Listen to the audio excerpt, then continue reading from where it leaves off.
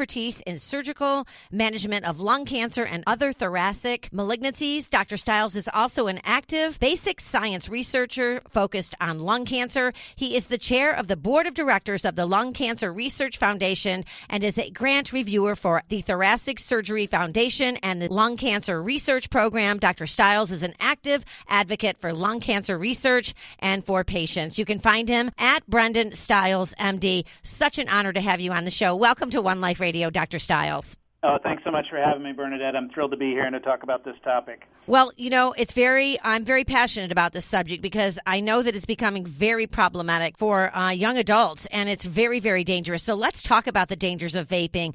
Vaping is probably one of the fastest growing trends right now. Would you agree? I definitely agree, and it's something talked about in my middle schooler, but talked about increasingly in a public health perspective, but also really on social media and everywhere. Well, and especially for teens and adolescents. So what is the science on vaping and our health? Well, I think that's really the biggest trouble, is that the science isn't great. We really have a paucity of data on beneficial effects and on harmful effects. It's really one of these things that people have a lot of passion about, depending upon which side they are. On the one hand, there's a group that really think that this can help decrease reliance on tobacco and traditional cigarettes. And on the other hand is the other group that really is worried that this could be a real on-ramp to nicotine addiction for teens and to increase smoking. Certainly there are some studies that suggest that vaping or e-cigarettes may help people with smoking cessation, but increasingly what worries me the most is that there's a lot of studies showing that there's an increase in teen use and a potential for a switch to cigarettes down the road. Mm-hmm. Well, and they're vaping marijuana, too, are they not? And that's, could be detrimental for a developing brain, right? Vaping marijuana and nicotine, particularly for adolescents and developing brains, has been shown to have a lot of harmful effects as well.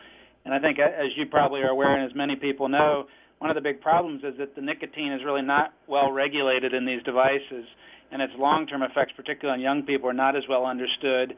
Many of these e-cigarette devices may deliver higher, faster levels of nicotine, which may really cause some problems down the road. Yeah, it sounds a lot like history. It sounds like the tobacco industry to me all over again. When I give my talk to the medical students, I talk about the history of tobacco and how really we were fooled, how everybody thought it was good. There were all these ads in the 40s and 50s showing doctors with their favorite tobacco products. And it really took a long time for us to understand the problem with tobacco and to really embrace it. And we really missed the boat. We were 20, 30 years too late, and we had this huge epidemic in lung cancer and lung disease as a direct result of that. Well, let me ask you this. What does the U.S. government think about this? What is the FDA? I don't know what the guidelines are on this. Can you share that with us? Well, I think it's a really evolving topic, and I think, again, depending on who you ask, the FDA under Scott Gottlieb has certainly turned a lot of attention to this. How that will continue will be interesting to see. And again, like many things, you have groups lined up on both sides. I think the FDA's position is cautious right now. They are certainly interested in the idea of using e-cigarettes or ENDS as smoking cessation devices and are looking at the data carefully there. I think the biggest public position that they've staked is, however, is that they want to avoid youth marketing. They want to be careful with flavors, which seem to attract youth at higher levels. Oh, yeah. I was in an elevator at Baylor Hospital, coincidentally, a couple of weeks ago, and I had my 14-year-old daughter with me, and we were taking the stairs, and these three boys came off the elevator. All of them had vape pens, and my daughter said, "Mom, do you smell that?" And I said, "Yeah, it smells like bubble gum." She goes, "Yeah, they flavor them so that, that they're more popular that way." She knew that at 14, and it's like, you've got to be kidding me, and we can't stop this. We can't stop this. I have a 14-year-old as well, and so I hear all the stories about vaping in middle school, and it's there, and it's advertised on social media. They hear about it from their friends.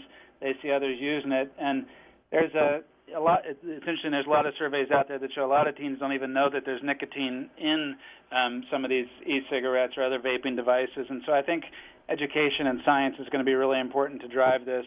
There's been a lot of groups trying to get at the forefront of this, including SurvivorNet, who I've worked with on an editorial just talking about how we have to get ahead of the science, and how we have to get ahead of the public message on this. Mm-hmm. And aren't there a lot of chemicals, if I'm not mistaken, in these vape pens that are also very dangerous for the health of your throat health? I'm certain that there are, and again, that's another problem, is that right now it's not particularly regulated what's in them, and that regulation is pending. And often there's a lot of variability between different products out there. Most have nicotine in them, which is what keeps people coming back. but then the rest are a mix of things, and not only just chemicals that and propylene glycol is something that helps to aerosolize it, but then there's other toxic chemicals and probably heavy metals, inhaled particles, other things that we know are not good for lung health over the long term. So what is the difference as far as health risks compared to cigarettes? Do we know? Yeah, well, that's a good question. I think there's another perception out there, and people have written that adults think e-cigarettes are just as bad as cigarettes, or that they're maybe even more dangerous, and that's the reason that they're not using them for cessation. That's a little tougher for me to swallow, and I can't quite understand how people think they're more dangerous than tobacco. Some have estimated that they're probably maybe 90% less dangerous, or 95%. And I certainly think that's the case. These are definitely not like combustible tobacco. They're much safer than that. That said, I think we don't know that the toxic effects, and it's maybe the difference between jumping off a 100-foot cliff and jumping off a 20-foot cliff. We need to study this better. I was struck that there was a recent publication that just looked at gene expression changes in the mouth of vapors, and these were young people, 25. And they compared them to smokers and to normal patients. And they had an incredible number of genes that were dysregulated, meaning that the gene expression just changed in the cells in their mouth from vaping. And and it was certainly less than those who smoked cigarettes. But the remarkable thing was that there was significant overlap. About a third of the genes that were dysregulated in the vapors were the same ones that were dysregulated in smokers. And if you look at these things where you can see which pathways they're in, the most common pathway affected was cancer. So I would not be surprised if vaping alone increases susceptibility to oral and airway cancers. And I also worry, again, about that gateway effect to nicotine dependence and going to cigarettes after vaping. Well, no addiction is good, and it leads to other addictions, making me think of, we had Dr. Judson Brewer, he's the author of The Craving Mind, on the show yesterday, talking about from cigarettes to smartphones to love, why we get hooked and how we can break bad habits. But he has been researching addiction to cigarettes for 20 years and how to get people to quit smoking.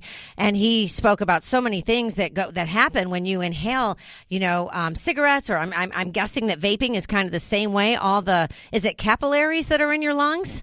That sure, it's the same. It's just a great surface area, that's right, in the lungs and the respiratory system, and so the hit just comes really fast with things like this. Yes, that's it. And I guess you say the space that it covers. I read something like the size of a football field or something like that within our lungs, all the capillaries, something like that? I've heard that number tossed out before, and it's incredible. All your blood flows through your lungs, and so the gas exchange leads to a lot of these things being taken up. And actually that brings up an interesting point, is that the people who are in favor of e-cigarettes and vaping often point out that a lot of things, chemicals in these, have been approved in people by the FDA. But the key distinction there is that a lot of those were approved for consumption or oral consumption, not for aerosolization. So we really don't know what effect a lot of these chemicals and compounds have when they get aerosolized and taken into the lungs and get that fast uptake like you're talking about. And it's funny that, I just happened to, and of course I have to be somewhat discreet here, I ran into a friend of a friend last week who shared with me this other friend of ours, her fiance is making a ton of money in the vaping business. And I thought that was really interesting and relative too, because, money should never dictate what we're doing to protect our children or the health of our children. That needs to stop. Would you agree? It is very relative and very interesting, and I think clearly you see a lot of the tobacco companies lining up to get behind these things, which definitely raises potential conflicts of interest. On the other side, the people who are in favor of these argue that the people who are against vaping are really sort of in the pocket of pharma, and because pharma has these drugs for smoking cessation, they don't want to disturb pharma. I think all these arguments, it's hard to sort of really understand where the balance lies, and that's really the problem with this whole debate. I think you have very rational people on both sides, but you also have very irrational people. That editorial that I wrote with the SurvivorNet group, I put a lot of things out on social media, and mostly about lung cancer, but I've never had such hostile responses as I did to just suggesting that, hey, maybe vaping could be bad. We really got to keep an eye on this stuff. Wow. Why do you think that is? Why do you think there was such an adverse reaction? I think people just worry about, number one, infringing on their personal decision-making, which I get. Yeah, I get that. I think a lot of people, part of the problem with tobacco smokers is they feel like they're discriminated against or people are hostile to them. And I think that's long been a problem in the lung cancer world, is that there's a little bit of a stigma that goes along with it, that it's people's own fault that they brought these things upon themselves. We know, though, that it's an addiction. And from your talk yesterday, I'm sure you talked about that. Oh, absolutely. Absolutely. medical illness. And I think how we can sort of help these people, a lot of these people may be helped by devices like this, and so they're immediately hostile to the idea that it might hurt other people. Mm-hmm. Interesting, and I personally can't help but, ask this question: Why is vaping okay, and why is marijuana still not nationally legal in this country? That's where this comes up in my mind too, and I think marijuana. It's an interesting debate. A lot of the same questions arise, though certainly there's some beneficial properties to CBD or different components of marijuana. It may help with pain, it may help with sleep, it may help people with a lot of things. We have to balance that with the potential, again, for inhalational injury, for continued inflammation in the lungs, for a resurgence in lung-related disease, which we're really doing so well against with the public campaign, anti-smoking campaigns. I do worry that we're going to see a big spike again. Mm-hmm. Yeah, I do too, unfortunately. And a lot of money's going to be made. And children's lives are in the balance, and that's never good. But I appreciate you jumping on the air with us and at least bringing awareness to all the parents out there that need to know about this. And I say parents, but I know adults that are doing this. And it's like, what are you doing to your health, and not in a judgmental way. It's not healthy. It's just not healthy to breathe anything like that into your lungs every single day. It just isn't. And I appreciate you so much, Dr. Brendon Stiles, everyone. Thank you so much. We can find you on Instagram at Brendon Stiles MD. Is that correct? I'm on Twitter at Brendon Stiles MD. Yep. Oh, Twitter. Okay. All right. Thank you so much, Dr. Stiles. Thanks so much for having me, Brendon. I really appreciate it. We appreciate it as well. Thank you so much. Everyone, stay tuned. We've got Jill Lane coming up. We're going to be talking about, should you do a detox? I don't know. We're going to talk about it. Stay tuned.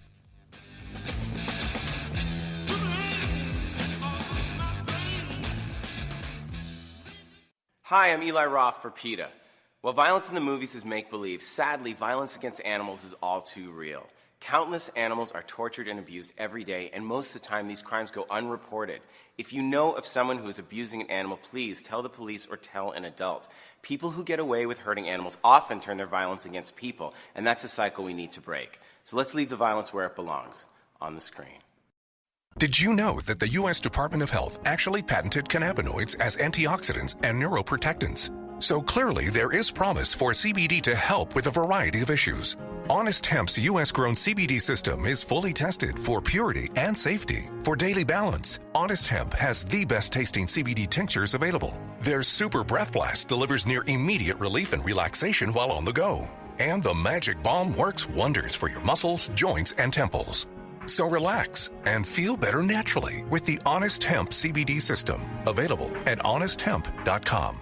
If you haven't heard, I'm always searching for ways to supplement magnesium. Magnesium is a vital mineral that enhances your natural cellular and electrical impulses to help you sleep better, smooth your muscles, and improve heart and brain health. Magnesium also helps you to become mentally and physically stronger and resilient to illness. Sun Warrior's Ionic Magnesium Complex is sourced from a non-GMO island seabed, concentrated by the sun and harvested naturally without the use of chemicals or solvents. We like to refer to it as yoga in a bottle, so pick up yours today at sunwarrior.com. That's sunwarrior.com. Hi, this is Sean Wells, certified sports nutritionist, registered dietitian, and biochemist. One Life Radio and I are so excited about the launch of our Thorne dispensary. Thorne is the most used brand by medical practitioners as a result of its industry-leading quality control. Further, Thorne has a team of doctors, chemists, and dietitians formulating their products to be the gold standard. There are very few products I would personally endorse as a clinician, nutritional biochemist, and the world's greatest formulator, but Thorne is atop my short list. Visit OneLifeRadio.com to shop my hand-selected vitamins and supplements, including FloraPro LP Probiotic, Berberine 500, MethylGuard Plus, and Resveratrol in optimized resveratrol. Be sure to click our banner on OneLifeRadio.com and create an account to receive your exclusive 20% discount along with free shipping today. Do recent media reports of unvaccinated children causing the return of measles have you worried? Could this manufactured media push be another symptom of the epidemic of fake news plaguing our nation? Let Texans for Vaccine Choice offer this cure for measles mania. 98% of students enrolled in Texas schools are up to date on their measles vaccine. We invite you to learn more about protecting your rights as we rally and fight for our freedom. For more information, go to TexansForVaccineChoice.com. Again, that is TexansForVaccineChoice.com. EarthX, the world's largest environmental expo, returns to Fair Park April 26th to the 28th, featuring green exhibitors, speakers, an interactive virtual reality zone, film festival, tiny houses, a kids